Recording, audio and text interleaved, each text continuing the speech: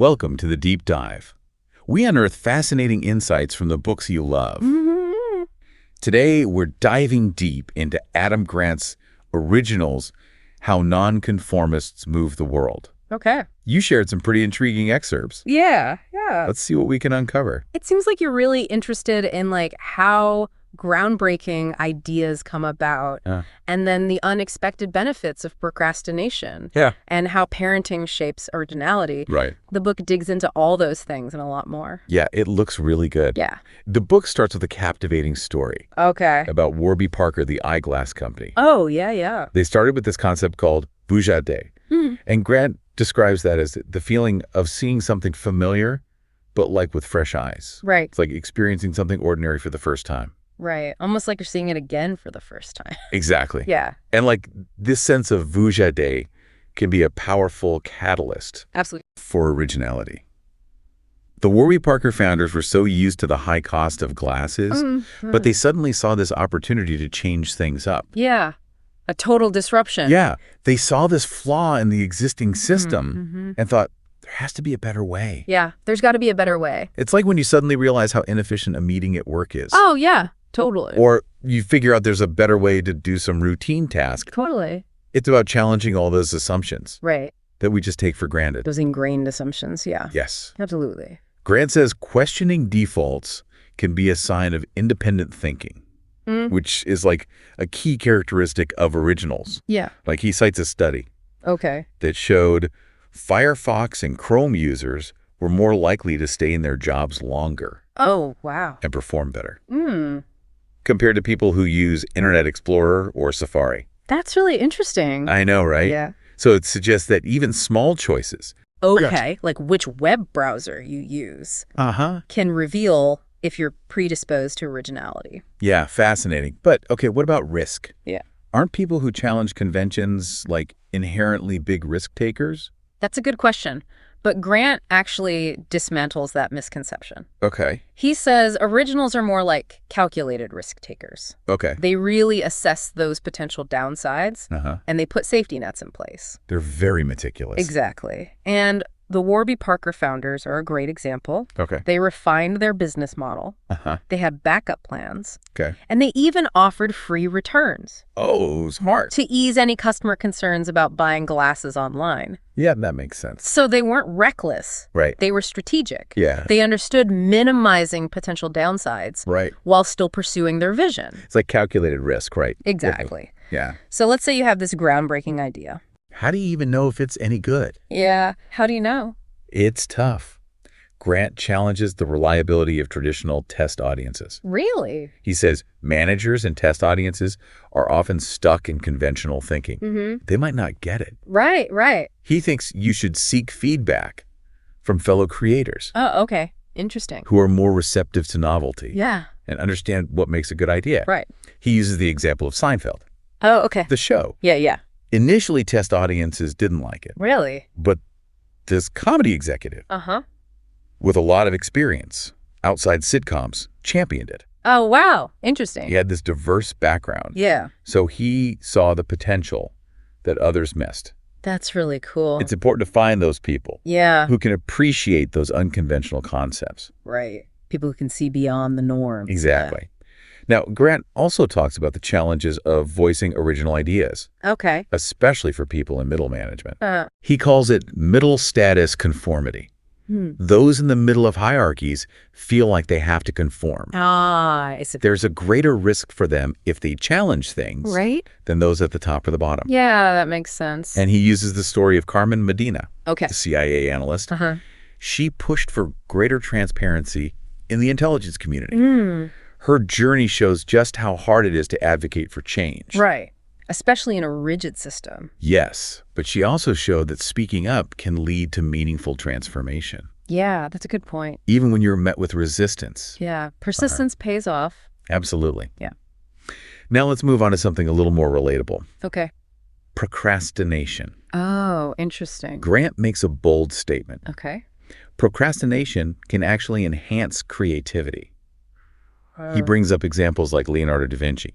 He's a notorious procrastinator. Oh, yeah. Especially with the Mona Lisa. Yeah. And Martin Luther King Jr. He improvised a lot of his I have a dream speech. Wow. It's not about being lazy. Okay. It's about giving those ideas time to develop. Right. Incubate. Exactly.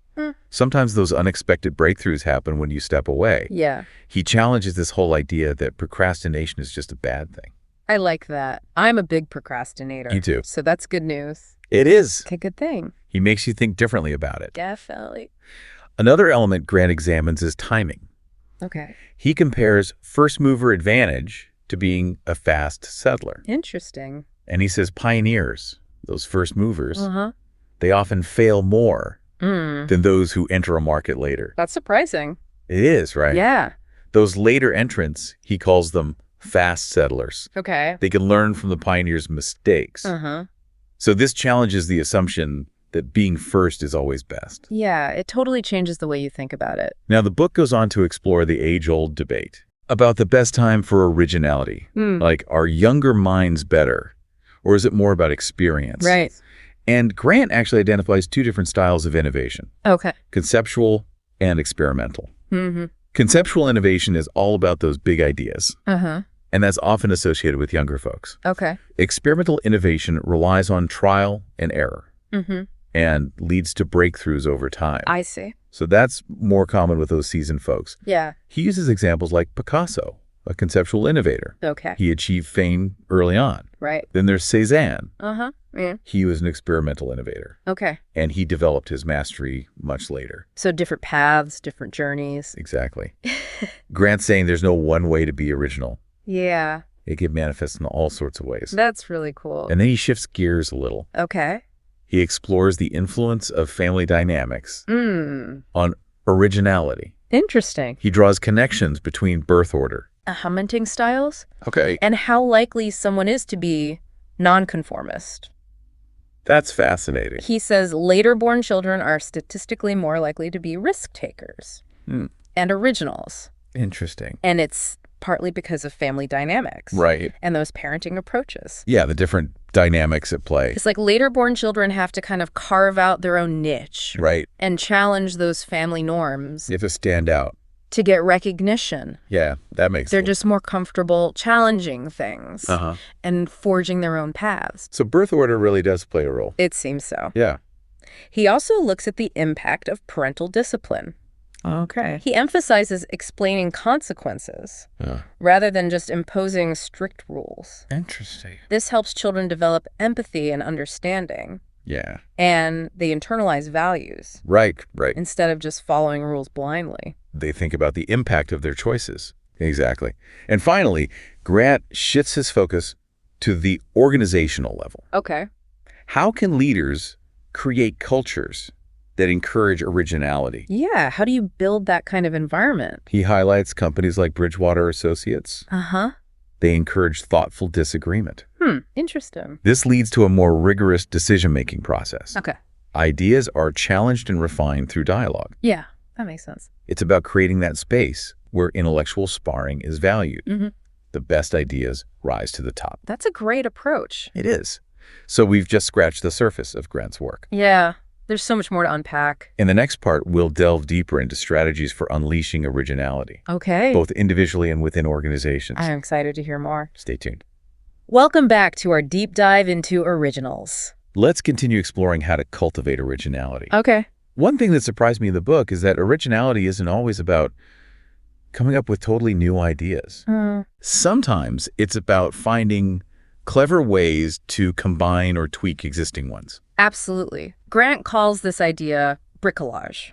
It's like that artistic practice where you take different materials and assemble something new. Okay. You're creating a mental collage. Right. Taking inspiration from all sorts of places and bringing them together in a fresh way. I like that.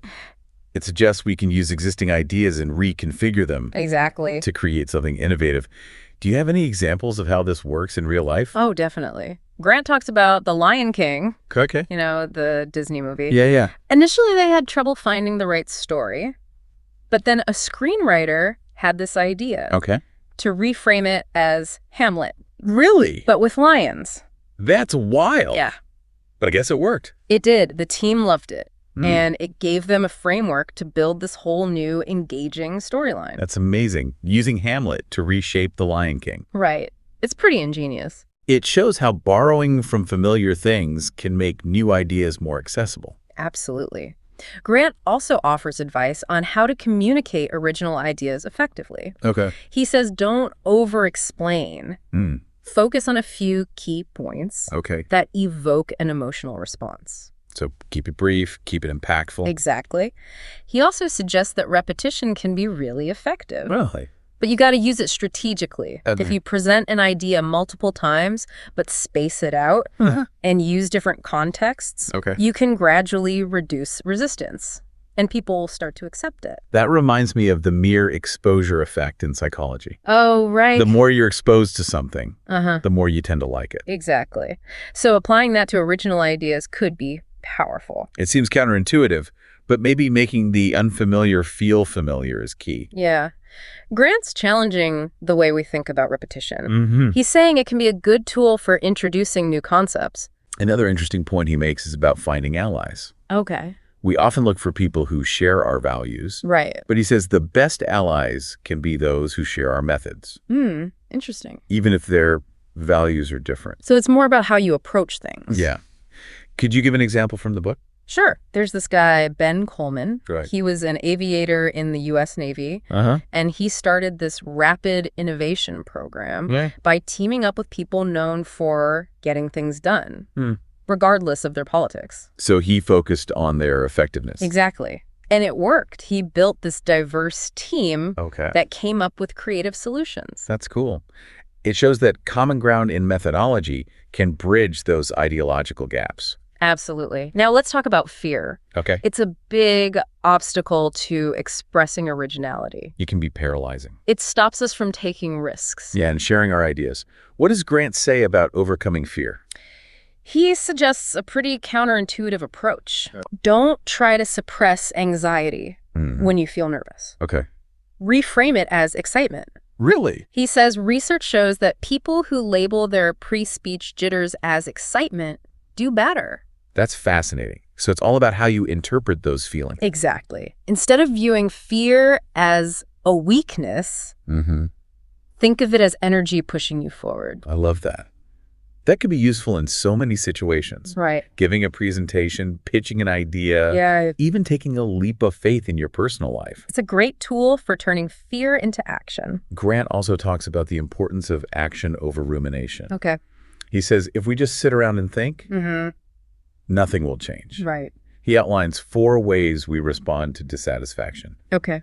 Exit, voice, persistence, and neglect. He argues that only exit and voice actually lead to change. That makes sense. So if you're unhappy with something, you can either leave the situation or speak up about it. Right. Persistence is good, but sometimes you need to know when to move on. Or speak up. Exactly. Yeah. It's empowering to know that we have choices. Absolutely. Now, what about leaders who want to foster originality in their organizations? That's a great question. How can they create an environment where creativity thrives? Grant suggests innovation tournaments. Okay. It's a structured process for gathering ideas from a bunch of different employees. So everyone gets a chance to contribute. Exactly. It encourages participation from all levels. That's awesome. It democratizes the innovation process. It does. He also suggests an exercise called Kill the Company. Wow, okay. It sounds intense. Yeah, what is that? Teams brainstorm ways their own organization could go out of business. Really? Why would they do that? It forces people to think differently, to confront potential threats, and come up with creative ways to adapt. So it's about staying ahead of the curve. Exactly. It's like a preemptive strike against complacency. Right. You're identifying weaknesses and then developing solutions. To stay competitive. I like it. These are just some of Grant's insights on cultivating originality in organizations. Right. There's a lot more in the book. In the final part, we'll distill some key takeaways from his work. Really? Things our listeners can apply in their own lives. Sounds good. Welcome back for the final part of our deep dive into originals. Okay. Let's talk about applying what we've learned. We've covered a lot of ground. We have. From challenging assumptions to embracing fear. Where do we even start with putting all this into practice? Well, I think the first thing to remember is vujade. Right. That idea of seeing familiar things with fresh eyes. Yeah. Questioning those defaults we just accept without thinking. Yeah. Like whether it's a process at work or a belief we've held onto for years. Exactly, like those overpriced eyeglasses that led to Warby Parker. Right. And we have to remember to approach risks strategically. Mm-hmm. True originals aren't reckless. No, they... Or assess the downsides. Put safety nets in place. Yeah. Diversify their risks. It's about being smart about it. Exactly.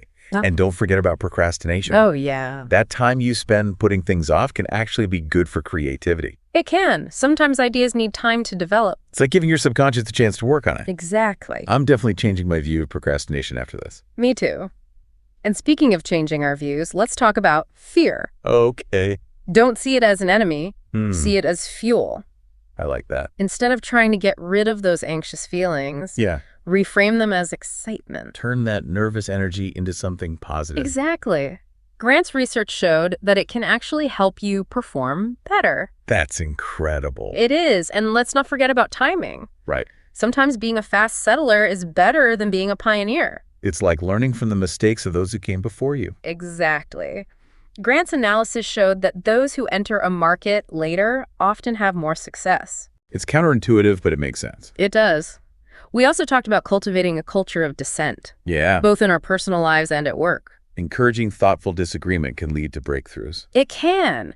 Those aha moments often come from challenging each other's ideas. And don't be afraid to express your own dissenting views. Right. Especially when it's something you really believe in. Like Carmen Medina. Exactly.